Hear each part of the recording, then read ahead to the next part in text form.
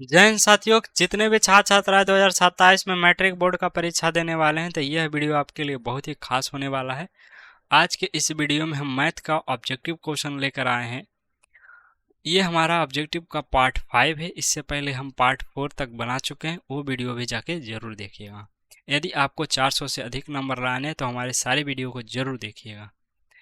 चलिए, ऑब्जेक्टिव के बाद सब्जेक्टिव की शुरुआत करेंगे। चलिए, पहला क्वेश्चन देखिए। किसी परमेय संख्या का पी बटा क्यू का दशमलव प्रसार शांत होने के लिए क्यू का भाज गुणनखंड किस रूप में होना चाहिए? शांत होने के लिए साथियों 2 और 5 होना चाहिए।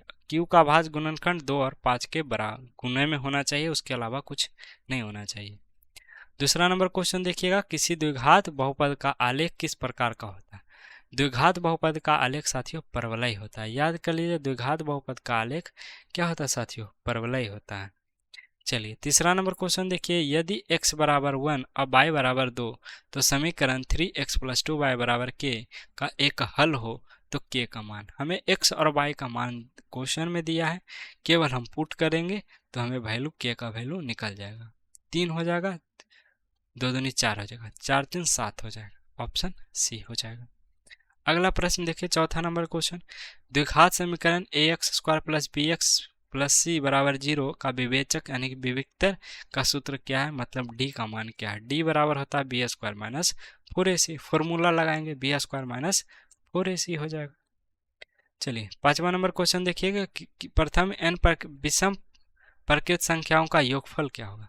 विषम बोला है साथियों, तो विषम बोलेगा तो n का स्क्वायर कर दीजिएगा। विषम बोलेगा तो n का स्क्वायर। छठा नंबर क्वेश्चन देखिएगा। बिंदु 4, -3 बाई अक्ष से लंबवत दूरी क्या कहलाती है? देखिए, बाई अक्ष की दूरी x के मान के बराबर होती है। x का जो मान है वो उसके मान के क्या होती है? बराबर होती है। वहीं पर जब यहाँ पर x अक्ष से दूरी पूछ ले तो वो बाई के मान के बराबर होती है। वो क्या होती है? बाई के मान के बराबर होती है। इसलिए 4 वाला ऑप्शन सही होगा। 4 वाला ऑप्शन बिल्कुल सही होगा। एक्स एक्स अक्ष से दूरी पूछेगा तो बाई के मान के एक्स के मान के बराबर होगा। जब एक्स अक्ष से पूछेगा तो बाई के मान के बराबर होगा। 7वां नंबर क्वेश्चन देखिएगा। 1 - tan² 45 डिग्री और अपॉन में दिया है 1 + tan² 45 डिग्री। ठीक है, दोनों का मान तो 1 ही होगा साथियों। इसका मान 1 का होल स्क्वायर हो जाएगा, नीचे कर देंगे 1 + 1 का होल स्क्वायर। ऊपर कट छट के 0 आएगा। इधर देखिए, एक का स्क्वायर 1 ही होगा, 1 1 2 हो जाएगा। 0/2 2 0 हो जाएगा। 0/2 0 हो जाएगा। दूसरा नंबर क्वेश्चन देखिएगा। 2 sin 38 डिग्री दिया है, 2 sin 38 डिग्री दिया है, अपॉन में दिया है cos 52 डिग्री। तो यहाँ पर देखिएगा, cos 52 डिग्री दिया, इस पूरा का मान 1 होगा साथियों। इस पूरा का मान 1 होगा। 2 को गुना करेंगे 1 से तो 2 हो जाएगा। अगला प्रश्न देखिए, 9वां नंबर क्वेश्चन। यदि दो त्रिभुज का संगत कोण का बराबर हो तो वह त्रिभुज किस कसौटी का से समरूप होगा? संगत कोण बराबर है तो कोण कोण कोण हो जाएगा। क्या हो जाएगा? कोण कोण कोण हो जाएगा। 10वां नंबर क्वेश्चन देखिएगा। किसी वृत्त का अधिकतम कितनी समांतर स्पर्श रेखा खींची जा सकती है? किसी वृत्त पर अनंत समांतर स्पर्श रेखा खींची जा सकती है। 11वां नंबर क्वेश्चन देखिएगा। 5 सेंटीमीटर त्रिज्या वाले 5 सेंटीमीटर त्रिज्या है, ठीक है। वृत्त के केंद्र से 13 सेंटीमीटर दूर स्थित किसी बिंदु पर खींची गई स्पर्श रेखा की लंबाई क्या होगी? यहाँ पर देखिएगा साथियों, क्या बोला है? एक वृत्त है, ठीक है। फिगर हम ड्रॉ कर देते हैं ताकि अच्छे से समझ में आ जाए। 5 सेंटीमीटर वाला त्रिज्या, त्रिज्या कितनी है? 5 सेंटीमीटर है। तो त्रिज्या हम ड्रॉ कर लेते हैं। मान लीजिए इसका ये सेंटर है, सेंटर से इधर से त्रिज्या 5 सेंटीमीटर, ठीक है। उसके बाद वृत्त के केंद्र, यहीं से केंद्र से 13 सेंटीमीटर स्थित किसी बिंदु का 13 सेंटीमीटर यहाँ मान लेते हैं, 13 सेंटीमीटर, और इस पे स्पर्श रेखा खींचते हैं साथियों। इससे एक स्पर्श रेखा, इस बिंदु से वृत्त पर एक स्पर्श रेखा खींचते हैं। एग्जैक्ट इसको बनाएंगे साथियों ना तो ये इस प्रकार से बनेगा। इसको थोड़ा सा और लंबा करे पड़ेगा, इसको थोड़ा सा और लंबा करे पड़ना, तो ही यहाँ से ये खींचना चाहिए साथियों। यहाँ से इसका सेंटर अच्छे से नहीं होगा। ये एक राइट एंगल ट्रायंगल बन रहा है, ये साथियों एक राइट एंगल ट्रायंगल बनेगा। क्या बनेगा? राइट एंगल ट्रायंगल बनेगा। क्वेश्चन कहाँ गया यार, एक मिनट।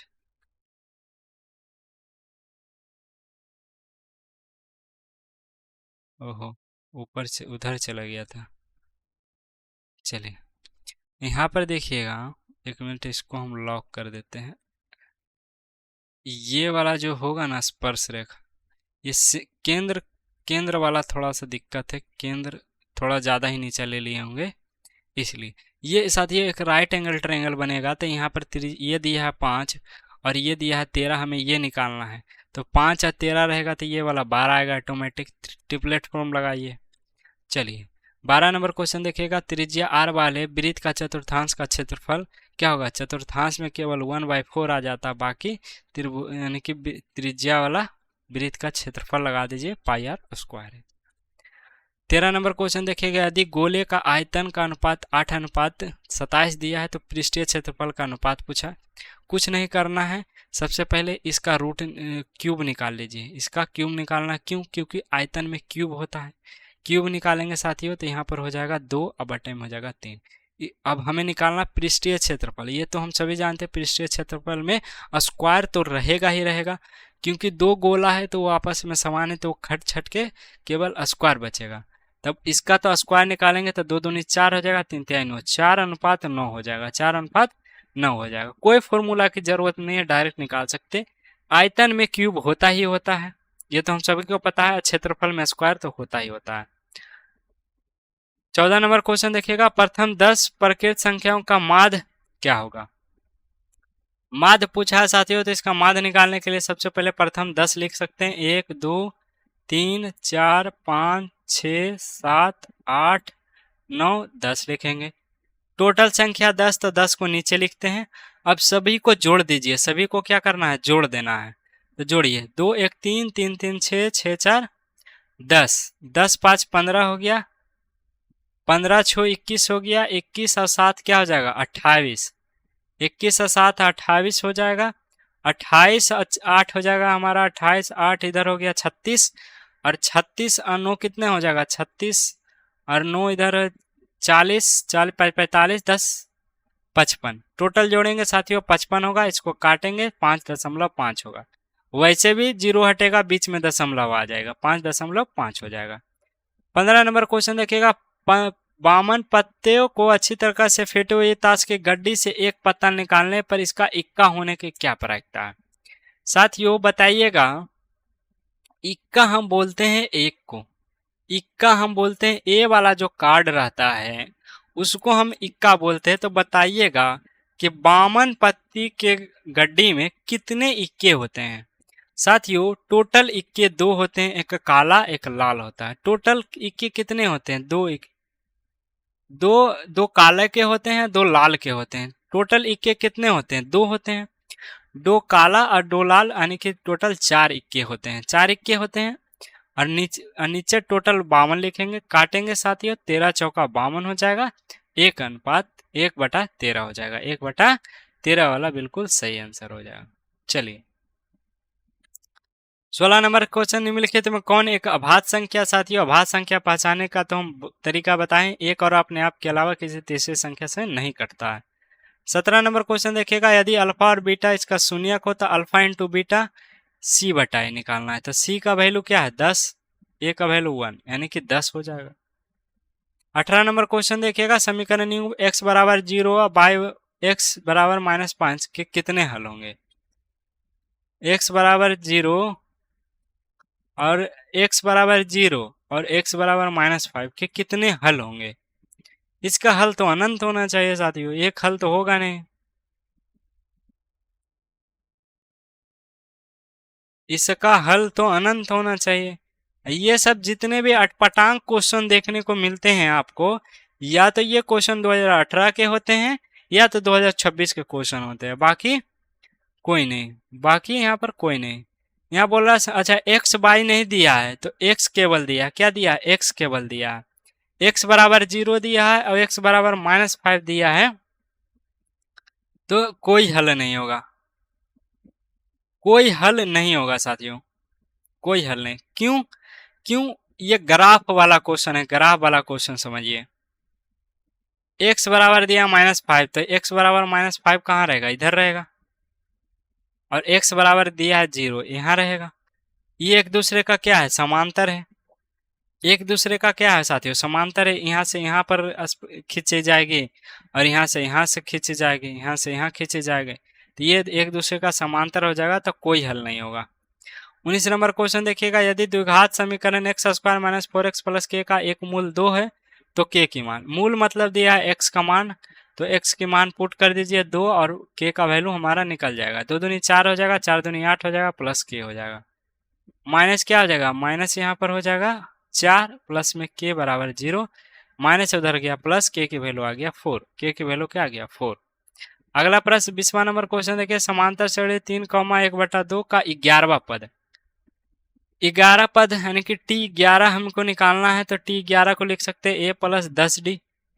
ठीक है, तो a की वैल्यू निकालेंगे -3 और d की वैल्यू निकालेंगे -1/2 और माइनस घटाएंगे -3 से, -1/2 हो जाएगा प्लस 3/1 हो जाएगा। भिन्न के जोड़ निकालिए, 2 हो जाएगा, 2 हो जाएगा, इधर -1 हो जाएगा, प्लस यहाँ पर हो जाएगा 3 दूनी 6, 3 दूनी 6 काटेंगे साथियों, 5/2 आएगा, 5/2 आएगा। डी का वैल्यू 5/2, ए की वैल्यू -3 प्लस डी की वैल्यू 5/2 आया। काटेंगे साथियों 5, -3 हो जाएगा, 5 5 25 हो जाएगा, 25 में से 3 जाएगा तो 22 बचेगा। ऑप्शन बी ए वाला। अगला प्रश्न देखिए, किस चतुर्थांश में प्लस माइनस याद कीजिए, प्लस माइनस होता है चतुर्थ चतुर्थांश में, प्लस माइनस चतुर्थ चतुर्थांश में। tan 10 tan 15 यहाँ पर इन सभी का मान 1 होगा, डायरेक्ट लगाइए 1 होगा। हाँ, लेकिन बीच में ना ही 30 होना चाहिए, ना ही 0 होना चाहिए, ना ही 15 होगा। 30 60 45 नहीं होना चाहिए, 90 नहीं होना चाहिए, क्योंकि इन सब का मान देता है, बाकी इन सब का मान 1 होता है। 10 मीटर ऊंचे टावर के शिखर से भूमि पर एक बिंदु का अवनयन कोण 30 डिग्री है, तो टावर के पाद से बिंदु की दूरी क्या होगी? इसके लिए आपको क्या करना होगा? मान लीजिए 10 मीटर ऊंचे टावर, ये दिया है 10, ये भी एक टावर है, भूमि पर एक बिंदु का अवनमन कोण, ये एक कोण 30 डिग्री है, ठीक है, और 10 मीटर ऊंचे, ठीक है, ये वाला हमें निकालना है दूरी, तो tan 30 लगाएंगे साथियों। tan 30 बराबर क्या हो जाएगा? 10 अपॉन में हो जाएगा, इसको c मान लेते तो BC। tan 30 का मान 1/√3 होता है, 10/BC, क्रॉस मल्टीप्लिकेशन करेंगे 10√3 आ जाएगा, 10√3 आ जाएगा। चलिए 24 नंबर क्वेश्चन देखिएगा, त्रिज्या r वाले वृत्त का अर्धवृत्त का परिमाप क्या होगा? अर्धवृत्त का परिमाप साथियों क्या होता है? पाई आर। अर्धवृत्त का परिमाप होता है पाई आर। क्या होता है? पाई आर।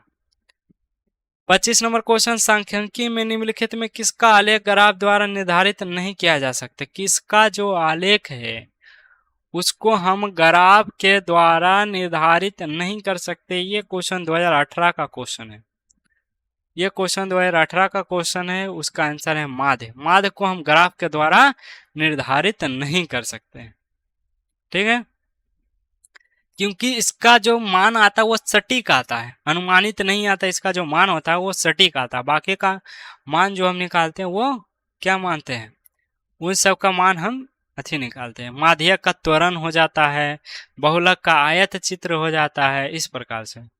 तो साथियों इस प्रकार से हमने पार्ट 5 में भी 25 क्वेश्चन किए।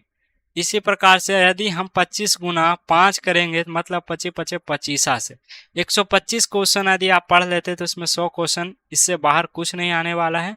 तो जाके जल्दी से सारे क्वेश्चन को देख लीजिए, सारे वीडियो को देख लीजिए और अपने दोस्तों के साथ शेयर कर दीजिएगा। मिलेंगे अगली क्लास में। अगली क्लास में हम और ऑब्जेक्टिव क्वेश्चन आपके लिए लेकर आएंगे।